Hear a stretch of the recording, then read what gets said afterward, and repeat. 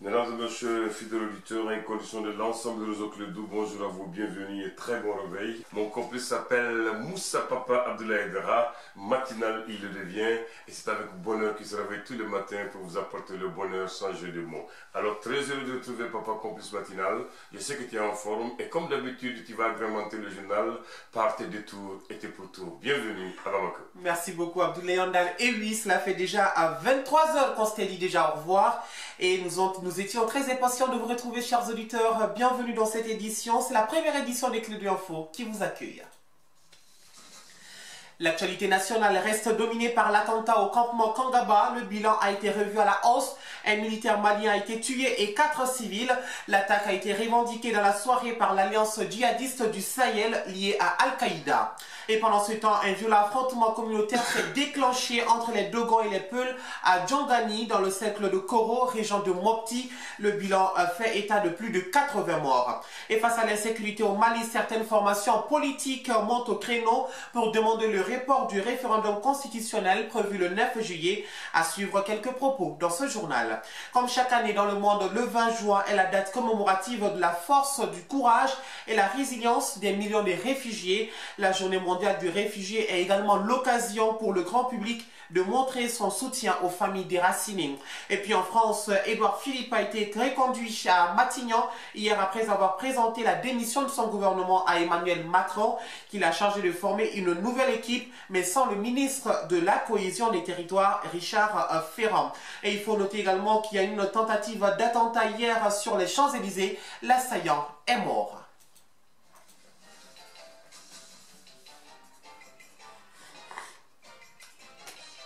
25e jour du mois de Ramadan, mesdames, messieurs, bienvenue dans cette édition.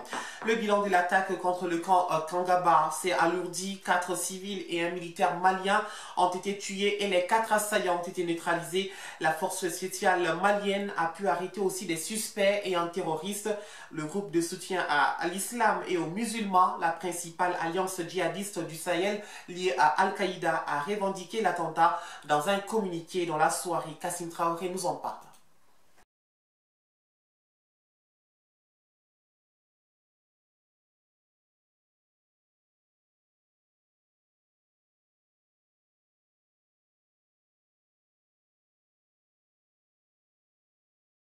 C'est le procureur antiterrorisme qui a fait le point de l'attaque contre le campement Kangaba. L'intervention de la force spéciale malienne a pu sauver 36 personnes, 11 nationaux et 25 expatriés, dont 4 enfants de 5 à 14 ans. Boubacar Sidiki Samake, procureur. Une quarantaine de personnes qui ont été exfiltrées. Il y a eu 5 décès, et parmi lesquels nous déplorons le décès du caporal Zani Kassimbre, qui au prix de sa vie, j'allais dire, à lutter pour finalement tout le peuple malien. Le forçage, je crois bien, 4 blessés. Les victimes sont un Français, une Malienne, un Chinois, un Portugais, un élément de la garde nationale et 4 assaillants. En ce qui concerne les investigations, nous avons les éléments de la police technique et scientifique, donc qui sont en train de recueillir des indices. Pour les autres cas, c'était tout de suite revendiqué, mais on peut présumer et se dire quel est le groupe qui est derrière, en raison même du mode opératoire. Donc, c'est que les mêmes méthodes qu'on a exploitées, enfin, qu'on a utilisées pour les autres cas, nous allons aller un peu au-delà de ça, puisqu'il y a un groupe d'enquêteurs spécialisés. La dernière attaque djihadiste visant les Occidentaux dans la capitale malienne remonte à mars 2016 contre l'hôtel nord-sud de Bamako, abritant la mission de l'Union européenne qui entraîne l'armée malienne et haïtienne. L'insécurité au Mali est plus que chronique. Chaque jour constitue un lot de victimes, des soldats aux civils en passant par des touristes. En une semaine, une dizaine de soldats maliens ont péri dans 3 attaques terroristes entre Assongo, Bitangungu et Bamako. Malgré cette situation d'insécurité, le gouvernement malien veut organiser un scrutin référendaire sur l'ensemble du territoire. C'est là, en se basant sur un avis de la Cour constitutionnelle qui évoque une insécurité résiduelle. Kassim Traoré nous emmène dans les rues de Bamako.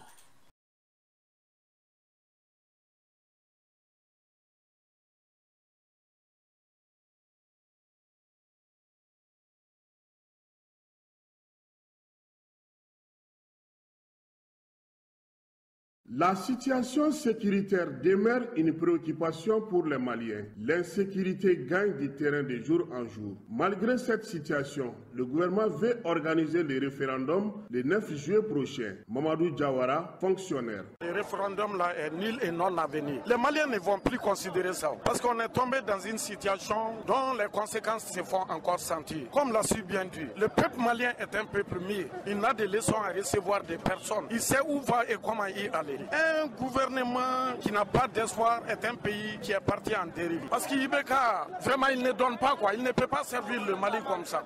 Le Mali est tombé en chaos. Dans 2 ans seulement, le Mali ne peut pas s'en sortir encore. Il faut qu'on trouve une solution à ces problèmes-là très rapidement. Dans Songo à Bamako, en passant par Hombori et Binta Gungu, les soldats maliens sont la cible des attaques terroristes. Une dizaine d'entre eux sont morts, dont un dans l'attaque du campement Kangaba à Bamako. David Dambélé, webmaster. C'est des attaques qui ne me surprennent guère.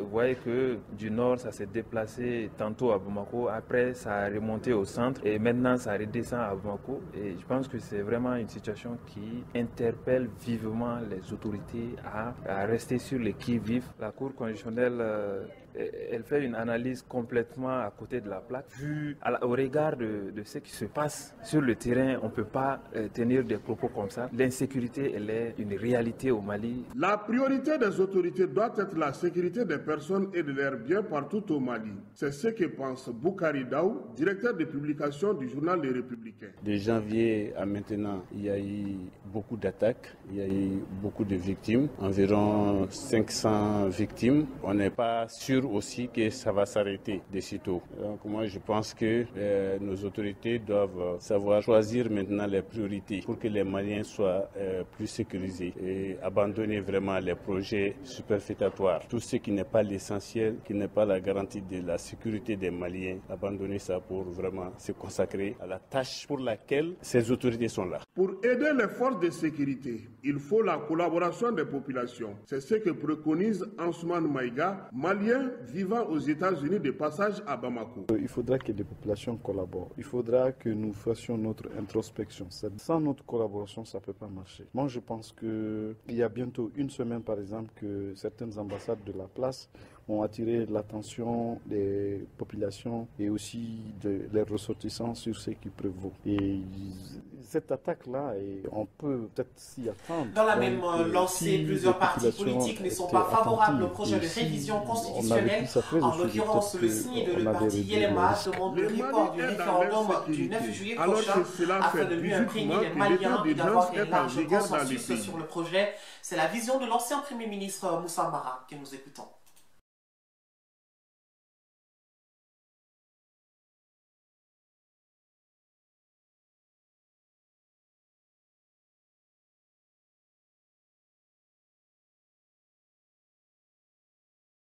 Les partis politiques ont eu l'occasion de se prononcer dessus, mais la société civile non. Et ça, c'est un élément incontestable. Tellement incontestable que le rapport du secrétaire général des Nations Unies sur le Mali en fait cas. Le secrétaire général des Nations Unies lui-même indique que le gouvernement n'a pas suffisamment consulté les forces vives maliennes. Eu égard à cette circonstance, eu égard aussi au fait qu'une bonne partie des Maliens ne se retrouvent pas dans le projet. La marche de samedi dernier est l'illustration du fait qu'une bonne partie des Maliens ne se retrouvent pas dedans. Aujourd'hui, nous pensons qu'il est sage, qu'il est prudent de surseoir au référendum du 9 juillet, de consulter encore la société civile, notamment ceux qui sont organisés en plateforme. Pour une fois, la société civile est arrivée à s'organiser en plateforme. Je pense que c'est une bonne chose qu'il faut encourager et il faut échanger avec eux. Ils ont des griefs, ils ont des observations, discuter avec eux et essayer de rendre le projet consensuel. Et en ce moment, réorganiser le référendum plus tard. Nous suggérons d'ailleurs qu'on l'organise à l'occasion, en même temps que les élections régionales qui sont prévues le 26 novembre.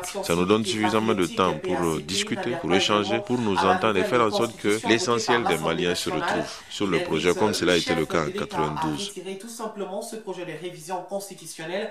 Selon le premier vice-président du PACP, ce projet de constitution n'assure pas un avenir meilleur pour la jeunesse malienne. Maurice Samaké, dont nous avons recueilli les propos.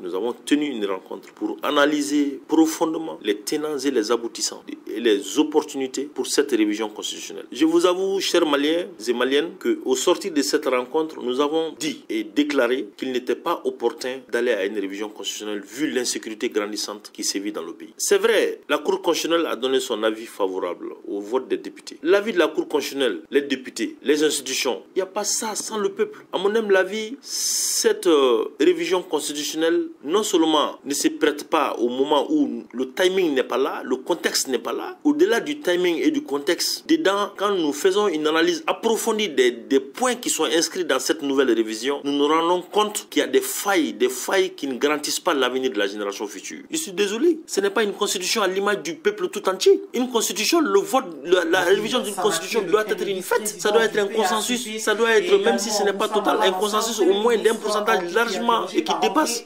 Mais si tel n'est pas le cas, tout simplement, nous demandons au président de la République de le retirer pour permettre une appropriation de l'ensemble du peuple malien. International Bamako Espoir a lancé un projet intitulé Ma commune, ma priorité, Unga Maraboloni Nko en Bambara. À travers donc une conférence débat, les jeunes ont pu être édifiés sur le contenu de la révision constitutionnelle sans parti pris. Le directeur du projet Unga Maraboloni Nko, Brahima Issa Diabaté, que nous écoutons.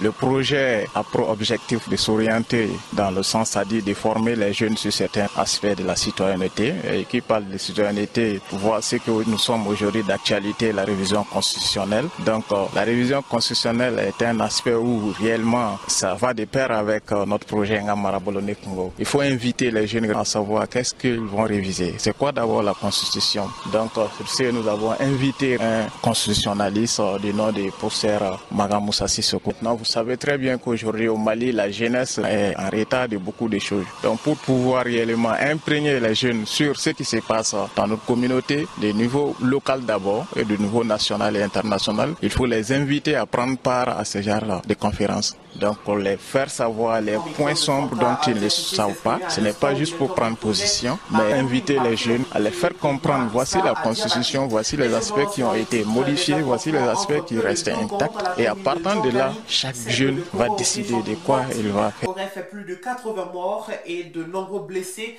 Selon un site d'information, ces affrontements entre Dogon et Peul, survenus dimanche matin, est survenu donc suite à l'assassinat vendredi dernier d'un chasseur Dogon par des Peuls. Au dire des témoins interrogés par le site d'information, un problème foncier serait à l'origine d'affrontements entre Peul et Dogon à Djongani. Plus de précisions dans nos futures éditions. Place à présent à l'actualité étrangère.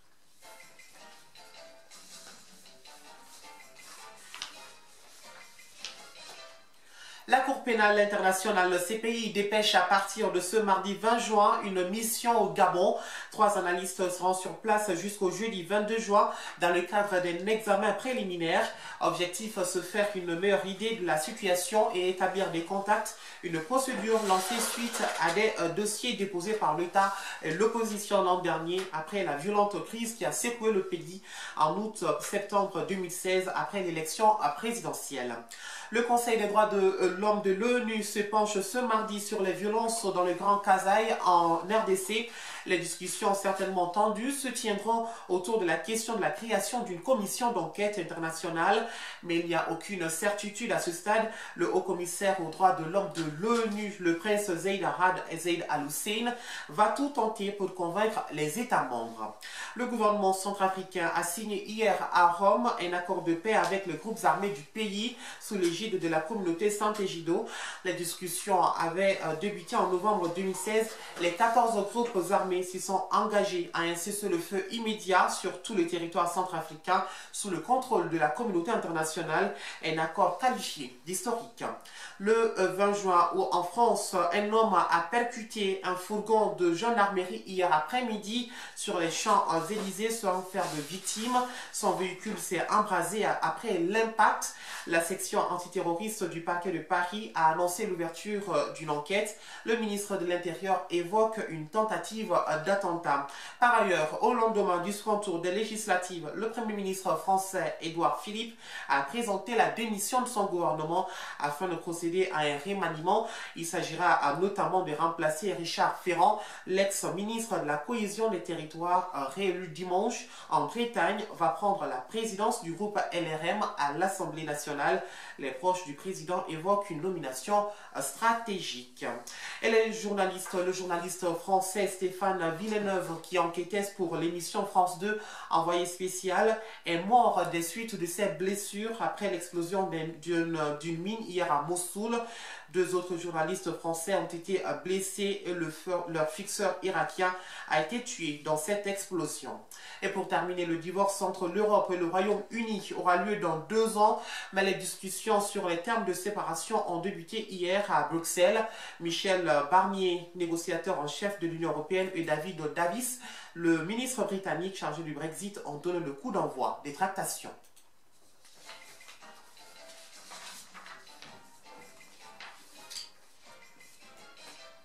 Journée mondiale des réfugiés. Alors que le monde connaît une crise migratoire sans précédent, il est important que les citoyens de la planète montrent leur solidarité envers les migrants.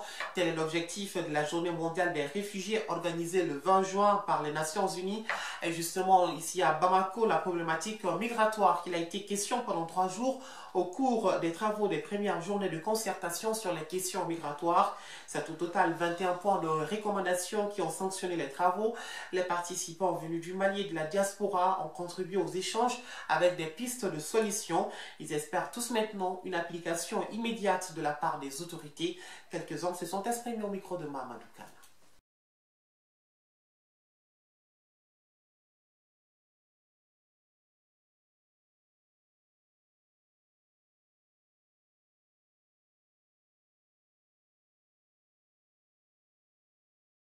Et Oumar Sidibé, président de l'association Initiative Migration et Développement Immigrate. Vous savez, il y a des recommandations qui ont été faites ici, qui ont été prises en compte par la politique nationale de migration PNUD. Par exemple, la sécurisation des documents de voyage. Dans les recommandations, il y a aussi les négociations avec l'Union européenne par rapport à ces fameux accords de réadmission. Il y a aussi les conséquences de la migration irrégulière, notamment tout le calvaire que les familles, notamment les mères endurent dû à l'absence de leurs époux. Carlos Soufara, né à c'est la présidente du Haut Conseil des Maliens au chef de cabinet. Puisque s'ils ont de l'emploi aux zones de départ, ils vont chercher quoi? Ils n'ont rien à chercher ailleurs. Ils ont tout chez eux. Où est le problème? Donc on doit mener une politique. Et je crois que le gouvernement est là-dessus. Il est en train de voir pourquoi d'ailleurs ces journées de concertation ont été initiées. Comment trouver la possibilité de créer des emplois aux jeunes dans les zones de départ? Ça peut nous aider vraiment à comprendre beaucoup d'enjeux sur la migration. Parce que vous savez, on a beaucoup travaillé sur la migration et la sécurité, mais ça nous manquait de travailler migration et la sécurité, migration et les frontières. Donc vraiment maintenant, les 3 jours nous a quand même permis de bien comprendre les enjeux politiques dans toutes les diversités sur la migration. Drissa Kanambaye, président du Conseil supérieur de la diaspora malienne de Belgique. Vous savez, le Mali est champion dans la rédaction des plus beaux discours du monde et des plus beaux articles du monde. Mais qu'en est-il de l'application? C'est ça le problème. Sinon, le CSDM avait demandé l'organisation des États généraux.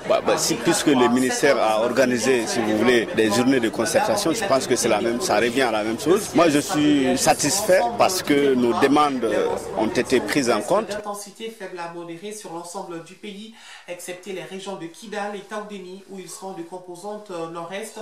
La visibilité sera moyennement réduite par la poussière en suspension dans les régions de Tombouctou, Taoudéni, Kidal, Gao et Menaka, environ 5 km, et légèrement dans celle de Mopti, environ 8 km. Des orages isolés accompagnés de pluie interviendront en fin de nuit dans la région de Sikasso. Les températures seront stationnaires sur l'ensemble du pays. Et quant au district de Bamako et environ, le ciel sera peu nuageux avec un vent de direction sud-ouest d'intensité faible à modérée. La visibilité sera bonne. Les températures maximales et minimales prévues pour la journée sont respectivement de 37 et 25 degrés. Le soleil s'est levé ce matin à 6h05 et il se couchera à 19h03, soit l'heure de la rupture du jeûne. C'est le parachèvement ou la signature ou le parachèvement? Le parachèvement. Et c'est la fin de cette édition. Juste le temps de vous rappeler que ce 20 juin, c'est la date commémorative également du parachèvement de l'accord pour la paix et la réconciliation nationale au Mali. C'était le 20 juin 2015. Et c'est la fin de cette édition. Merci à vous de l'avoir suivi. C'était une présentation de Moussa Papa Aidara sur une mise en onde d'Abdoulaye Andane. Alors, la pensée du jour, celui qui ne progresse pas chaque jour et recule chaque jour. Alors, excellente journée à tous.